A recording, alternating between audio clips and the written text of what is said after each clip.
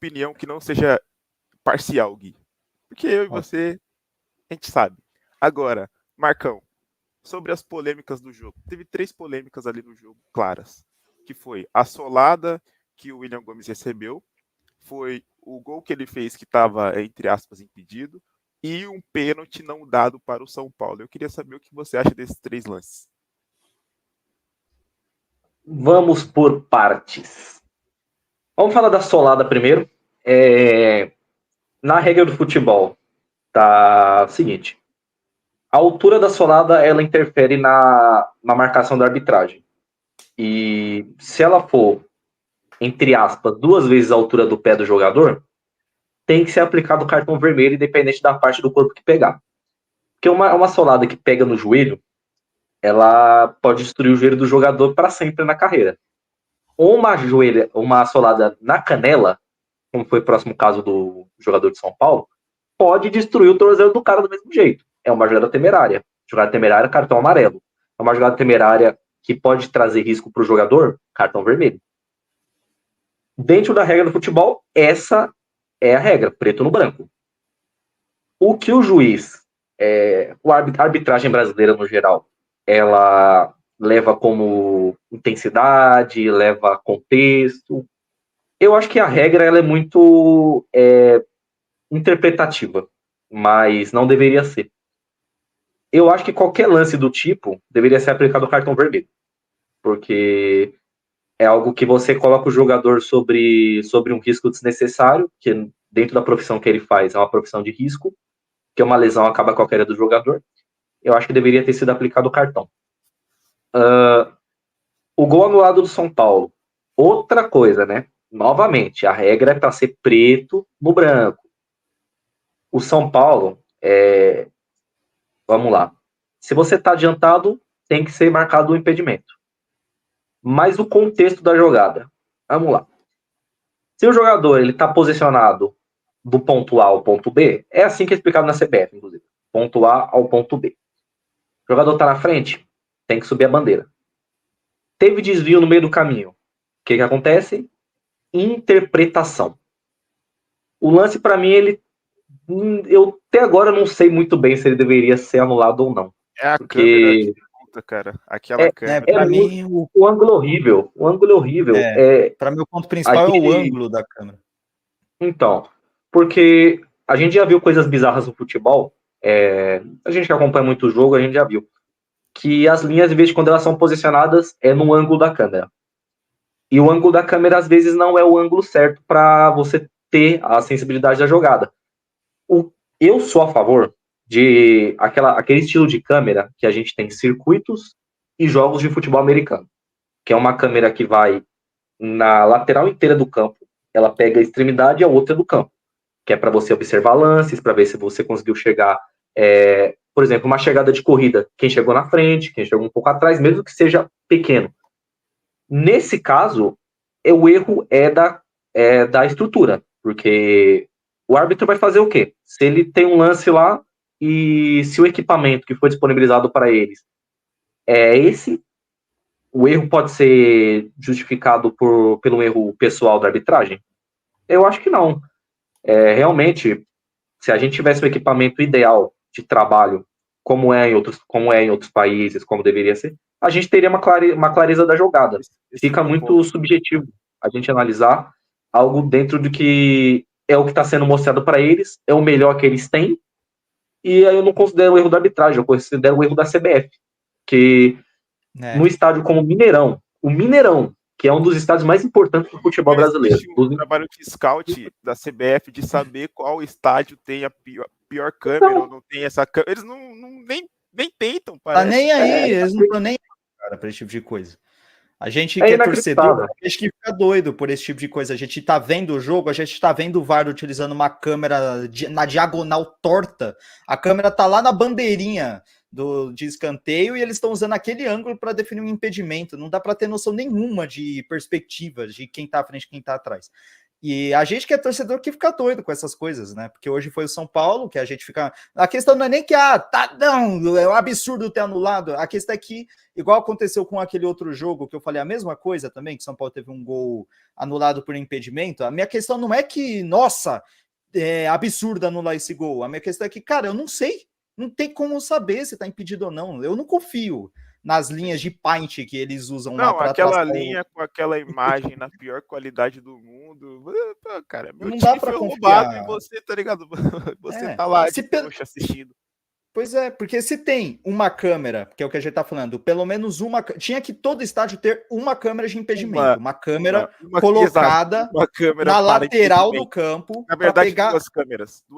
Um de um lado... É isso, em cada lado do campo, isso. Mas tinha que ter lá uma câmera bem na lateral, para pegar bem de frente ali o ângulo perfeito do impedimento, para ver qual jogador tá na frente e qual que tá atrás. E aí no VAR é só clicar clica aqui, acabou. Ele da linha já era. E aí eu vou confiar 100% no VAR. Assim como antigamente, até pouco tempo, assim que o VAR foi implementado e começou as linhas de impedimento, não se tinha tanta discussão assim. A gente aceitava numa boa, tá? É a tecnologia, ok. Mas começou a ter muitos erros. A gente viu erros. O gols claramente da Globo era muito melhor, pô. Aquele tiratema que vinha os bonecos 3D. Como é que... Pô, alô CBF, como assim? Como é que você não pergunta pra Globo como ela fazia isso? Tipo, pô, Globo, me ajuda. Cara, é bizarro. A gente tá em 2024, a tecnologia parece que é pior que a gente tinha em 2002. E na Europa, impedimento semi-automático. Tipo semi-automático, assim, tem um robô fazendo. É um robô, mano. O robô Tanto que não tem discussão. E impedimento é como o Marcão falou. Impedimento é preto no branco. Não tem discussão. Ou tá impedido ou não tá. Simples assim, não existe. Só em casos específicos que a bola desvia, pode entrar uma interpretação, igual foi... teve um gol lá no jogo do Santos também, que a gente vai falar mais tarde, que também teve isso, né? No caso, o gol foi anulado. Desculpa, o gol foi confirmado, né? Naquele jogo, no caso. Mas, enfim... mas impedimento deveria ser assim, ou tá impedido ou não tá. A gente chegou num ponto que a gente não consegue ter certeza. A gente olha e fala, cara, por essa imagem não dá para definir, não dá para eu saber. Mas a gente é obrigado a aceitar, né? Fazer o quê? Bom, e o pênalti, hein? Assim, para mim, um dos lances, assim, um dos pênaltis mais claros não dados na minha vida que eu tava assistindo. Eu fiquei indignado. Porque bate no braço, bate claramente no braço. Eu tava até falando com o Gui antes da gente começar o episódio, que eu tava vendo o pessoal da Rádio do Cruzeiro até comentando já que achava que era pênalti e tudo mais, e aí o juiz nem vai olhar. Então esse VAR e aí, Marcão? E aí? Qual a sua opinião? Foi pênalti, não foi? E depois eu quero saber de você, Gui. Então, o erro já começa com isso aí. Qualquer lance duvidoso que não tenha clara interpretação de campo, a arbitragem tem que olhar. Já começa por aí. E um toque na mão, como foi quando o espaço do jogador está sendo estendido dentro da área, não só dentro da área. A gente tem essa cultura no futebol, não só no futebol brasileiro, mas no futebol, que dependendo da posição do campo, você marca ou não marca. Por exemplo, o goleiro. Eu sou contra a proteção do goleiro dentro da área, a proteção exacerbada do goleiro dentro da área. O goleiro tem que ser protegido dentro da pequena área. Eu acho que se um goleiro sai, por exemplo, na marca do pênalti, e vai disputar no alto fisicamente com o jogador, ele não tem que ser protegido, porque ele está correndo risco. Dentro da pequena área é diferente. Um jogador do Cruzeiro, como ele abre o espaço e toca a bola na mão dele, ele está, queira ou não, atrapalhando o caminho da bola. Às vezes, dentro da área, a gente vê não ser marcado isso. E isso aí interfere para a interpretação da arbitragem. Ponto 1. Mas dentro de um lance que a arbitragem não vai ao vídeo, com a tecnologia que tem, passa a ser um erro da arbitragem.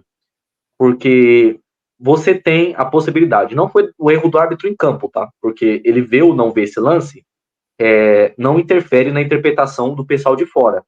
E o pessoal de fora, ele tem que interpretar que a jogada, se for duvidosa, tem que ser chamada cabine.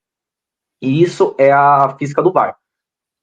Na minha opinião, foi penalidade, porque o jogador ele amplia o espaço dele dentro da área, independente se fosse dentro da área ou fora.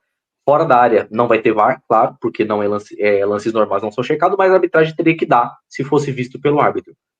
Dentro disso, como tem a tecnologia, o quarto árbitro, ele pode avisar o árbitro se ele viu também, porque tem que rolar uma comunicação, bandeirinha, todos, mas o bandeirinha está preocupado com o quê nesse lance?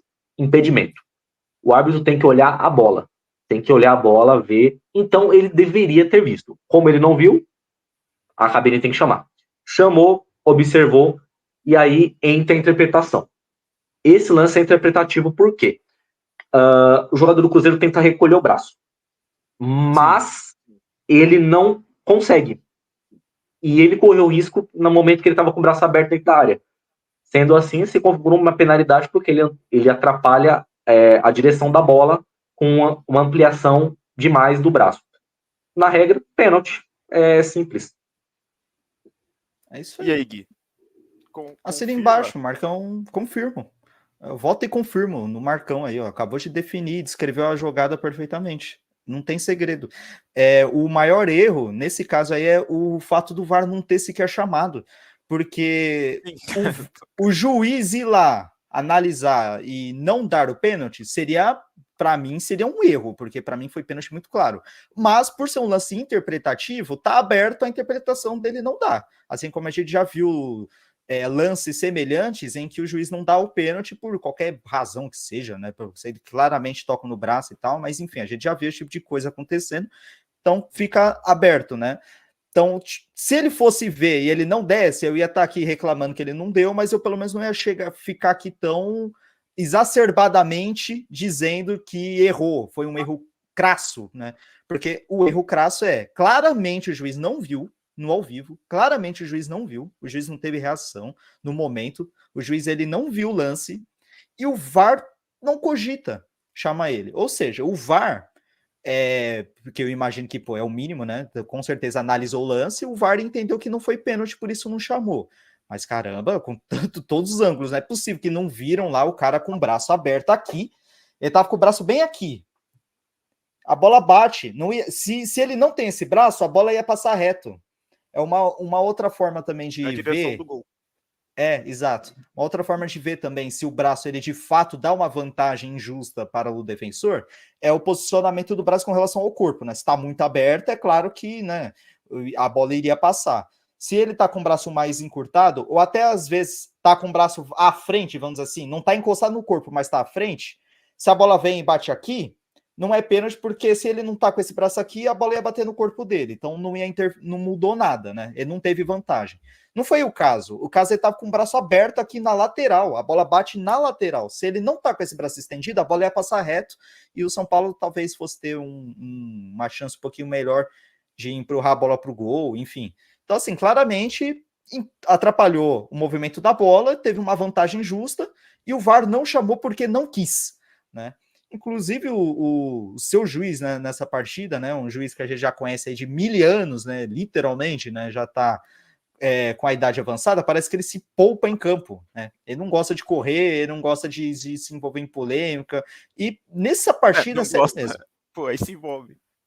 Se envolve, mas eu quero dizer assim, ele, se for para não marcar nada, ele prefere, deixa, sabe? Eu não. Ele.